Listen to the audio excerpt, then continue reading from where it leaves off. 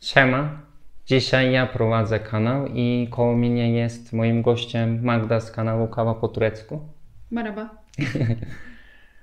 Dzisiaj będzie film o języku w związkach międzynarodowych. Zazwyczaj to jest tak, że jedna osoba, która się przeprowadza, nauczy się języka, żeby mogła w tym kraju funkcjonować, a druga osoba często nie. Jak to wygląda u nas? Dlaczego warto, naszym zdaniem, żeby obie strony znały swoich języków? Będziemy o tym rozmawiać. Oczywiście to wszystko, co dzisiaj mówimy, to jest nasza opinia. Nie musicie się z tym zgadzać. No. No dobrze. No to jak to jest w naszym związku? No jak już nas długo oglądacie, no to wiecie. Zresztą widać nawet teraz. Ja znam turecki. Ja jestem tą osobą, która się przeprowadziła. Tak. Ale Nuri też zna polski, mimo że w Polsce nie mieszkamy. Pierwszą rzecz, my znamy swoich języków. Magda umie po turecku bardzo wysokim poziomie. Ja znam polskiego. Na razie mi starczy. Ja myślę, że też na bardzo wysokim poziomie. I dlaczego umieć język polski albo mówiąc tak polskim, języku polskim, dla mnie ważne. Ważne dla mnie, bo na przykład najważniejszą rzecz mogę mieć kontakt z rodziną w Polsce, czyli Magda rodziny. Mogę spokojnie, swobodnie z nimi porozmawiać i zrozumiem wszystko, co oni mówią. I moim zdaniem to jest najważniejszą rzecz z mojej perspektywy, mieć kontakt z rodziną w Polsce. No ale wiesz, ktoś by mógł powiedzieć, że przecież jest jeszcze język angielski, albo można po prostu tłumaczyć, jak się byśmy spotkali z moją rodziną w Polsce. Ja bym mogła być tłumaczem tych rozmów. Właśnie. Magda mogłaby przetłumaczyć wszystko i byśmy mogli jakoś też skontaktować, ale to wtedy moim zdaniem osoba, która się tłumaczy wszystko tak, jak jej pasuje, wiadomo, tak jak ona myśli, że tak będzie lepiej. I osoba, co chce coś mówić, czyli ja na przykład do rodziny Magdy, nie mogę wyrazić swoją opinię tak, jak chcę, bo raz, że nie mówię ich języku, dwa, nie mówię też moim języku.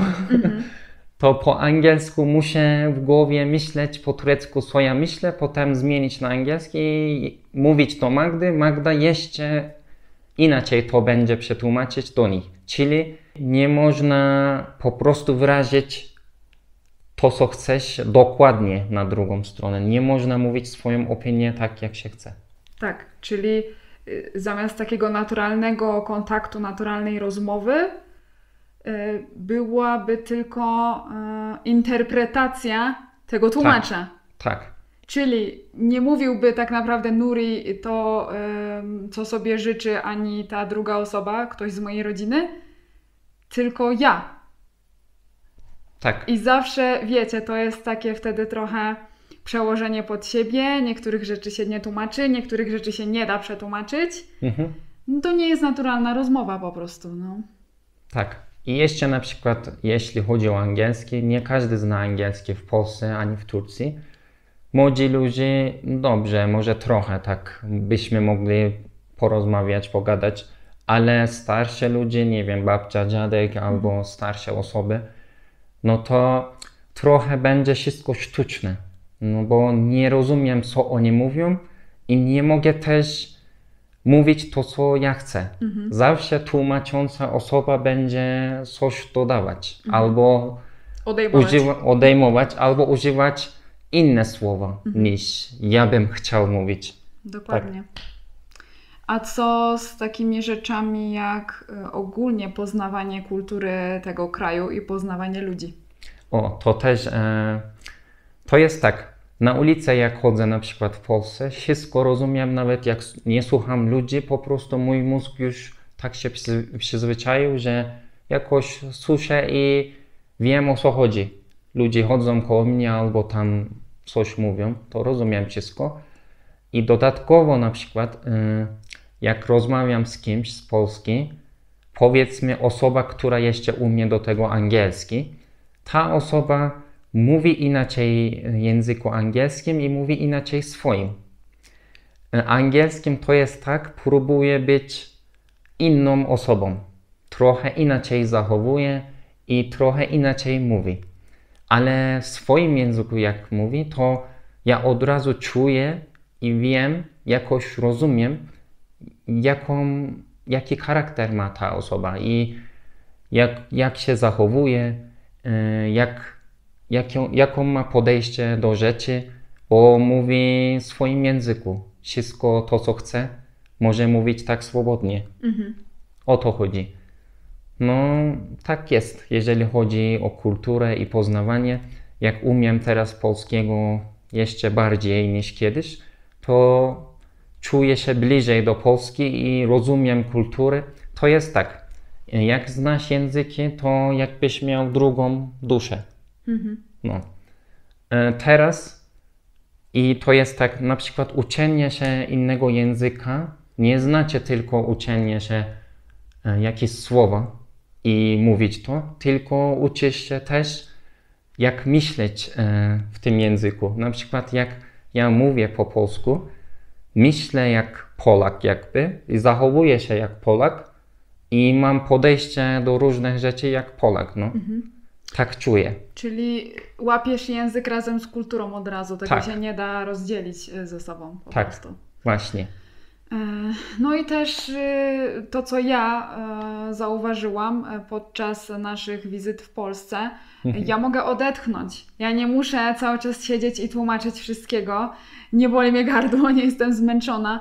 Nie muszę cały czas Nuriego prowadzić za rękę, mogę go samego zostawić. On Tak. sobie sam poradzi, ze wszystkimi się dogada, sam sobie wszystko załatwi. Jest samowystarczalny po prostu. Tak. Tak samo jak ja i tutaj, nie? Samowystarczalne, to słowo właśnie, o to chodzi wszystko tutaj, że ja bardzo źle się czułem na początku, że wszystko musi Magda tłumaczyć, coś chce robić, mówić, gdzieś iść, coś załatwić, ale muszę jakby prosić, błagać Magdzie, żeby ona tłumaczyła to, żeby mówiła, żeby załatwiła, ale teraz jest inaczej. No, o to też chodzi, że samowystarczalne to jest dobre słowo właśnie, pasuje tutaj. No, ale wiesz, można by było powiedzieć, że mi jest bardziej język turecki potrzebny, bo mieszkamy w Turcji, a ty jesteś w Polsce tylko od czasu do czasu, no to może nie jest to aż takie konieczne, może można bez tego przeżyć jakoś. No, u nas powiedzmy, jakbym ja nie znał polskiego, to nie wyobrażam sobie, jak to by wyglądało, bo dobra, mieszkamy w Turcji, ale nigdy nie wiadomo, czy do końca życia to będzie miejsce nasze na ziemi. Coś będzie się działo i będziemy musieli mieszkać w Polsce i jeden dzień będziemy się przeprowadzać i ten jeden dzień nie mogę się nauczyć od razu języka. Nie wiadomo. I do tego, moim zdaniem, takie pary jak my, na przykład międzynarodowe, oboje powinny umieć swoje języki, bo na przykład jak ja bym nie umiał język polski, to moim zdaniem to jest brak szacunku dla Magdy i dla jej rodziny. Bo to by znaczyło, mam w nosie twój język, po co mi polski. No. Ja czułem taki, że muszę się uczyć polskiego, żeby rozmawiać z mamą, czyli teściową, z babcią, z dziadkiem, z rodziną, nieważne z kim, z rodziną po prostu. Chciałem rozmawiać i sam siedzieć, na przykład pić kawę i spędzać czas samemu, bez tłumacza. Czyli uważasz, że to, że się nauczyłeś sam polskiego i sam sobie nałożyłeś tą naukę na siebie, to jest wyraz szacunku dla mnie i dla mojej rodziny. Tak jest, właśnie. Jakbym nie umiał, to byłoby brak szacunku i bym się źle czuł, bo tak jak mówiłem, to trochę niemiło z mojej strony, z mojej perspektywy. Ja tak myślę. Nie każdy musi tak. Rozumiem. No, zgadzam się z tym. Znowu to jest tak samo z mojej strony. Nie wyobrażam sobie, że nie mogłabym się porozumieć z twoją rodziną, nie? Chociaż no mówię, tutaj to wychodzi bardziej naturalnie moja nauka języka. Ja się uczę z otoczenia, ty musiałeś jednak trochę Tak. sam więcej czasu na to poświęcić, więcej się postarać.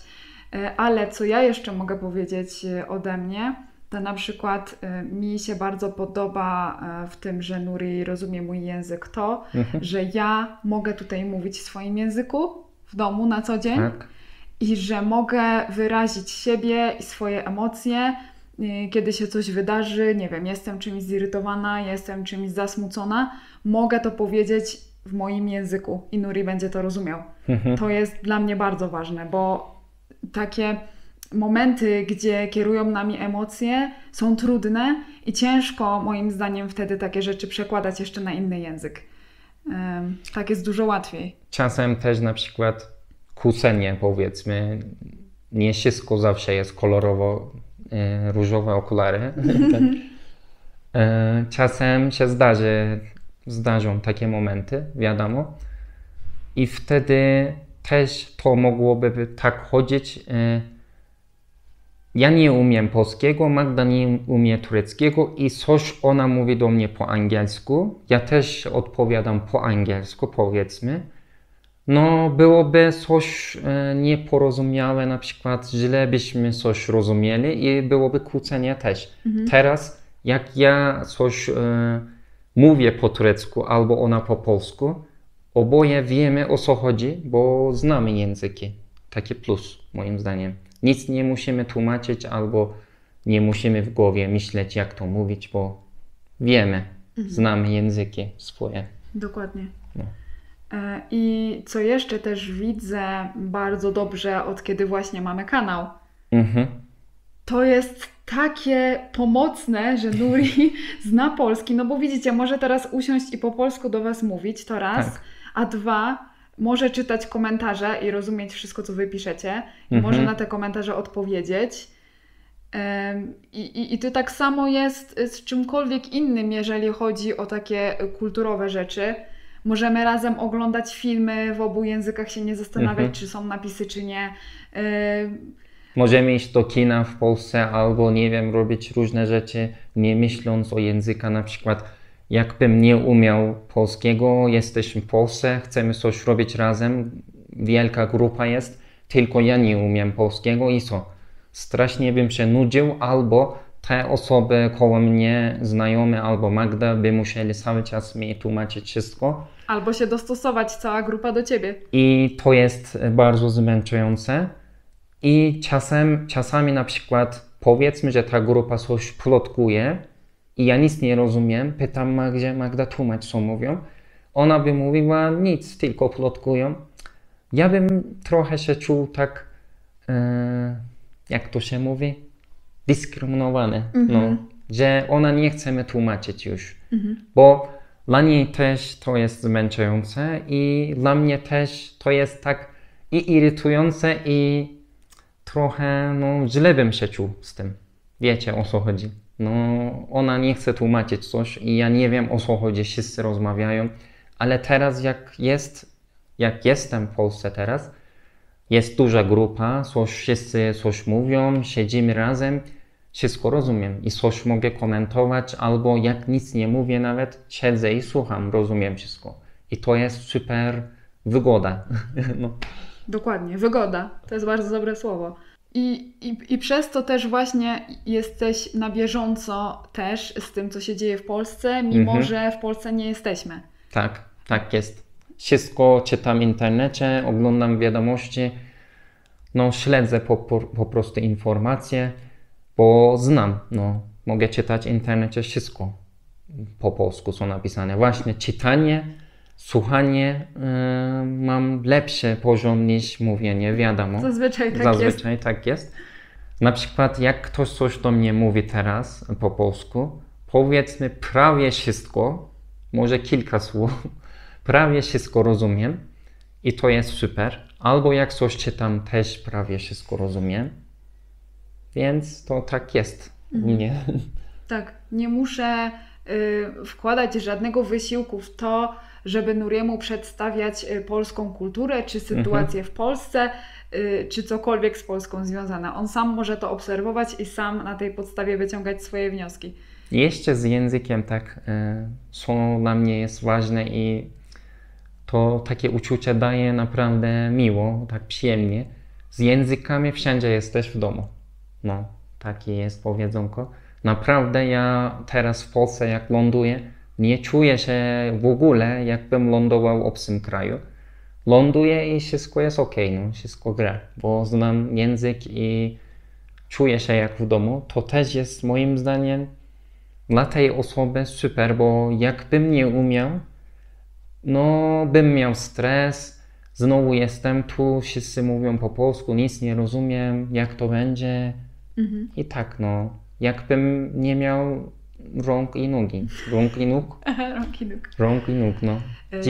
Dziwne uczucie tak. Co jeszcze mi przyszło do głowy, co dla mnie jest fajne, to to, że Nuri często knuje coś razem z moją mamą, ale w takim pozytywnym sensie, że chce Nuri dla mnie zrobić jakąś niespodziankę i potrzebuje pomocy jakiejś z Polski, no to też może normalnie do mamy zadzwonić i o tym porozmawiać i wszystko zaplanować. Za moimi plecami ja mam wtedy niespodziankę. To jest też super, no. No albo znajomy czasem pisze, albo dzwoni, albo po prostu rozmawiamy.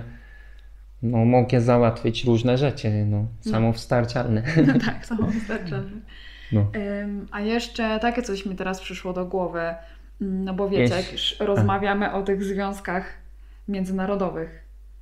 Wiecie, związek? No jeśli, no ja wiem o co ci chodzi, na przykład chodzi o dziecko, no to jest normalne. I jak jest międzynarodowa para i jest dziecko, Polka i Turek, jako przykład możemy tu brać. Polka matka będzie mówić do dziecka po polsku i Turek mąż po turecku, tak? Wszystko się zgadza. I dziecko będzie umieć 2 języki naraz, jak będzie dorosłe. Fajne, ekstra. Ale ojciec, czyli ja powiedzmy jako przykład, nie umiem polskiego, ale moje dziecko umie. I dziecko coś mówi do matki, albo jesteśmy w Polsce, dziecko coś mówi do rodziny, albo rozmawia z kimś i ojciec tego nie rozumie. Dziecko przypadkiem coś chce od ojca po polsku mówi więcej niż po turecku, ojciec nie rozumie. To jest no średnio, trochę średnio. No ja sobie nie wyobrażam takiej sytuacji, gdyby tak miało być w przyszłości, no jednak o takich rzeczach trzeba też myśleć. I ogólnie, no nie wiem, może też my do tego tak podchodzimy, bo od początku tak było. Od początku oboje uczyliśmy się swoich języków nawzajem i dla mnie to jest coś naturalnego, bo nigdy nie było inaczej. Może dlatego tak podchodzimy, ale no na tą chwilę, jak jesteśmy w takiej sytuacji, nie wyobrażam sobie, żeby miało być inaczej, naprawdę. No tak. Nie wiem, jakby to miało wyglądać po prostu. No by wyglądało, tak jak mówiłaś na początku, że byś musiała chodzić ze mną wszędzie i żebyś musiała tłumaczyć wszystko, co mówią i tłumaczyć, co ja mówię do nich. Wydaje mi się, że nigdy nie mógłbyś nawiązać takiej bliskiej relacji z moją rodziną i zawsze gdzieś byś był na boku odsunięty. Tak, tak jest. Wydaje mi się, że tak by było chyba. I czułbym się obcy po prostu. Teraz się nie czuję. No, po prostu tak jest. No dobrze, to chyba nie wiem, wszystko co chcieliśmy? Tak, dzisiaj to wszystko o językach właśnie jako summary. Podsumowanie. Z mojej perspektywy, bo ja prowadzę kanał. Z mojej perspektywy to tak wygląda, tak jak opowiadaliśmy i moim zdaniem też osoba, która mieszka w tym kraju, która przeprowadziła się do tego kraju, musi umieć, żeby mogła funkcjonować i druga osoba też powinien umieć, bo nigdy nie wiadomo, co życie przed nami. Co życie przyniesie. Co życie przyniesie. I zachęcasz, żeby się uczyli. Tak, zachęcam wszystkich, żeby się uczyli polskiego. No. I tyle dzisiaj. A wy dajcie znać, co wy o tym myślicie. Tak. Bo sądzę, że może ktoś jednak się nie będzie z nami zgadzał. No na pewno, ale to jest moja opinia. Zawsze tak jest. No. Piszcie co myślicie i dziękujemy za wysłuchanie. Tak, i do zobaczenia za tydzień. Görüşürüz.